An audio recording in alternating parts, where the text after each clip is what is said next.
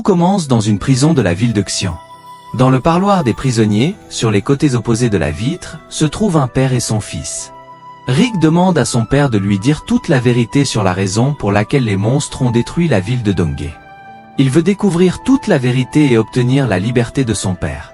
Il y a 8 ans, la ville de Donghae a été secouée par une invasion de monstres qui est devenue la plus grande tragédie de toute l'histoire de la Chine.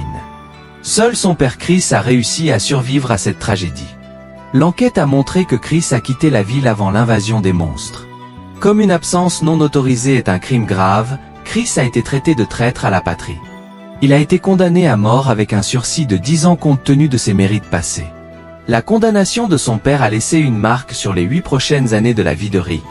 Il a été expulsé de l'école, privé d'emploi et de soins médicaux parce qu'il était le fils d'un traître. Mais Rick croit qu'un jour il sera capable d'effacer le nom de son père de la stigmatisation. Son père dit à Rick qu'il n'a pas besoin d'évoquer le passé, après quoi il regarde Rick dans les yeux et avec du désespoir dans sa voix l'invite à quitter la ville et à laisser tomber car le fardeau d'être le fils d'un traître à la patrie est très lourd. En entendant cela, Rick se lève et frappe la table avec son poing parce que son père n'est pas la personne que tout le monde croit. Après avoir fini de parler avec son père, Rick quitte la pièce. 2 policiers l'attendent à la sortie. Le traitant de fils de traître, il l'informe que maintenant, il devra payer 3 fois plus qu'avant pour rendre visite à son père. Avec des moqueries sur leur visage, ils disent à Rick que c'est déjà une grande indulgence qu'il puisse lui rendre visite parce que son père a trahi sa patrie. Rick est furieux. Il ne comprend pas comment son père, un homme qui a risqué sa vie pour son pays, pourrait être accusé de trahison. Après avoir quitté la station, Rick se promet qu'il révélera définitivement toute la vérité et libérera son père de prison. Il comprend aussi que le seul à pouvoir lui dire la vérité, c'est son père mais pour le revoir il doit payer 9000 ce qui est une grosse somme pour lui. Pendant tout ce temps, Rick a reçu de l'argent en travaillant et en risquant sa vie comme mercenaire de l'équipe de réserve des Meteorite Fighters, une organisation spéciale dédiée pour combattre les monstres. Chaque citoyen a une montre spéciale au poignet qui montre ses principales caractéristiques telles que la santé, la force, l'agilité et l'intelligence. Pour une personne ordinaire, tous les indicateurs sont égaux à 1, mais pour un Meteorite Fighter officiel, ils ne sont pas moins de 10. Rick réfléchit à la façon dont il peut gagner plus d'argent car travailler comme petit mercenaire dans cette organisation lui rapporte un maximum de 3000. Il pense même à vendre son seul objet cher, un pendentif offert par sa mère pour son anniversaire. Selon elle, ce pendentif est fabriqué à partir d'un fragment d'une étoile qui est tombée la nuit donc ce cadeau est très précieux et a une grande valeur sur le marché. Se giflant sur la joue, Rick chasse l'idée de vendre le pendentif car c'est la dernière chose qui reste de sa mère. Il comprend que la seule option est de trouver une mission de haut niveau dans l'Union. Pour ce faire, il va à une organisation de mercenaires où vivent principalement des nouveaux venus comme lui. Certains d'entre eux recherchent la gloire du combattant et d'autres viennent ici uniquement pour des avantages matériels. Voyant Rick, les mercenaires se moquent de lui. Ils ne comprennent pas pourquoi il revient ici car il est le plus faible de l'équipe de réserve. Mais Rick ne fait même pas attention à eux car il n'a besoin que d'une mission de classe E. Pour cela, il se tourne vers son patron, un petit homme chauve qu'il appelle en plaisantant Oncle Todd. Rick demande à Todd une tâche de classe E appropriée pour lui, expliquant qu'il a un besoin urgent d'une grosse somme d'argent.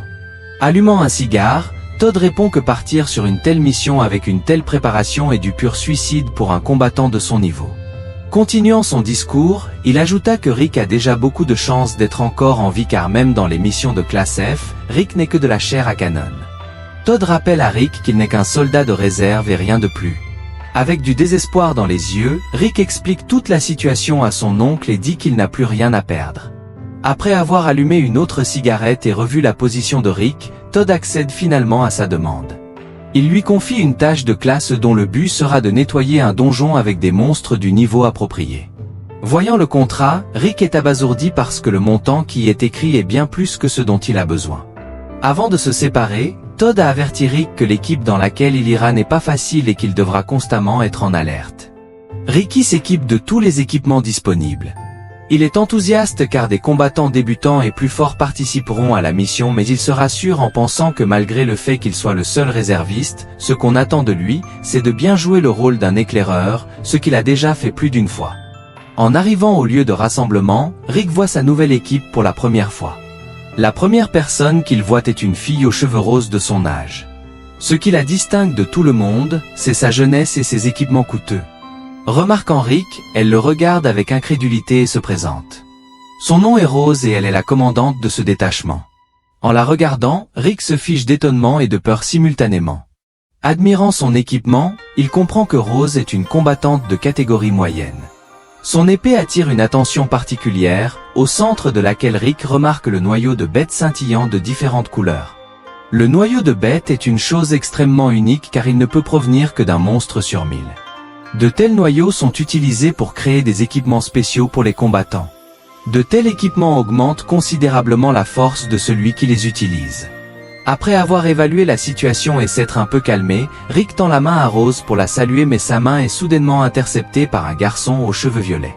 Avec une expression moqueuse sur le visage, il explique à Rick que le seul but pour lequel il est venu ici est de servir de chair à canon pour les monstres, puis il serre sa main avec une telle force que le corps de Rick commence à trembler. Un vieil homme qui a l'air majestueux intervient dans l'affaire. Il ordonne au garçon de lâcher la main de Rick en mentionnant qu'opprimer un combattant de réserve est indigne de leur équipe, ce à quoi le gars répond qu'il plaisantait et, avec un sourire sur le visage, demande à Rick de ne pas prendre tout à cœur. Au même moment, il lance rapidement à Rick son contrat qui vole avec une telle vitesse comme s'il jetait non pas du papier mais une pierre mais, la réaction de Rick est suffisante pour arrêter facilement ce lancer avec seulement 2 doigts de sa main tendue vers l'avant. L'équipe est surprise par ses réflexes et ils arrivent à la conclusion que Rick, bien qu'il soit réserviste, est apte au rôle d'officier de renseignement. Après avoir décroché son contrat, Rick arrête de regarder les nouveaux membres de son équipe. L'équipe est composée de 6 personnes, pour la plupart ils sont tous des combattants débutants mais chacun est équipé de la meilleure façon possible. Ayant une intuition naturelle, il semble au personnage principal qu'ils sont tous connectés les uns aux autres par plus qu'une simple équipe. L'attention particulière de Rick est attirée par 2 combattants de catégorie moyenne qui utilisent des équipements avec des noyaux, le vieil homme majestueux et Rose. Compte tenu de tous ces facteurs, Rick se rend compte qu'il n'a rien à craindre et signe le contrat, après quoi, lui et sa nouvelle équipe pénètrent dans l'antre des monstres. Après que le monde ait été secoué par d'énormes changements, les monstres ont commencé à dominer dans les endroits déserts. Ces endroits sont appelés zones interdites. Les armes à feu ne sont pas à la hauteur de ces monstres et améliorent même certains spécimens, les faisant muter en absorbant les gaz toxiques. Cependant, les armes fabriquées à partir des monstres eux-mêmes peuvent leur causer des dommages, donc les armes fabriquées à partir de monstres de haut niveau coûtent très cher et sont des objets de luxe pour certains car ils sont extrêmement difficiles à obtenir. En ce temps, nos héros atteignent le repère des monstres. Autrefois, c'était le centre animé d'une grande ville, mais maintenant, c'est une zone dangereuse où les créatures vivent. Caché derrière un mur, Rick remarque que les créatures émettent des sons étranges. Il voit devant lui des créatures qui ressemblent à des amphibiens mutés. Ce sont des monstres de classe A communément appelés poissons-lézards. Leurs écailles sont presque impénétrables à toute arme et leurs crocs peuvent même mordre à travers le métal. Soudain, l'une des créatures remarque Rick et dirige son regard féroce sur lui. Sans se laisser décourager, Rick charge son arc et tire sur le monstre. Son projectile frappe le monstre en plein dans l'œil mais la flèche ricoche immédiatement sur lui, ce qui ne fait qu'irriter davantage le monstre. Avec un cri furieux et bestial, toutes les créatures se précipitent vers Rick en même temps mais sa réaction est suffisante pour reculer. Rick se rend compte que la seule chance de les vaincre est d'attirer les monstres vers l'équipe à l'extérieur. En fuyant les créatures, Rick pense que s'il n'avait pas étudié la zone à l'avance, il n'aurait pas eu la chance de survivre. Ces créatures sont incroyablement rapides et fortes, leurs écailles sont imperméables à toute arme de son arsenal et leurs griffes peuvent couper la tôle, mais il comprend également que toutes les créatures doivent avoir des points faibles et en ce moment, esquivant la longue langue de l'amphibien, une idée intéressante vint à la tête de Rick. Se tournant pour faire face au monstre, il charge son arc avec 3 flèches et les tira directement sur la langue de la créature qui l'attaque mais tous ces projectiles n'infligent aucun dégât au monstre mais rebondissent seulement sur la langue glissante et les blessures mineures dues à l'impact guérissent immédiatement. Rick comprend qu'il est incapable de résister à ces créatures de quelque manière que ce soit et que la seule solution est de courir rapidement vers la sortie. Entouré d'une horde de monstres, Rick rassemble tout ce qui lui reste comme force et se dirige le plus vite possible vers la sortie sans se retourner. Voyant Rick courir vers la sortie de la grotte en appelant à l'aide, son équipe engage immédiatement le combat.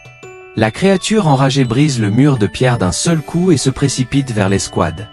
Le monstre, avec toute sa fureur et une portée énorme, dirige son coup vers l'escouade mais Hank le bloque fermement à l'aide de son bouclier. Hank est un vieil homme au physique puissant, une moustache sur son visage laissant penser qu'il est de sang noble, et qu'il est aussi un météorite fighter de catégorie moyenne brandissant un bouclier avec un noyau de bête.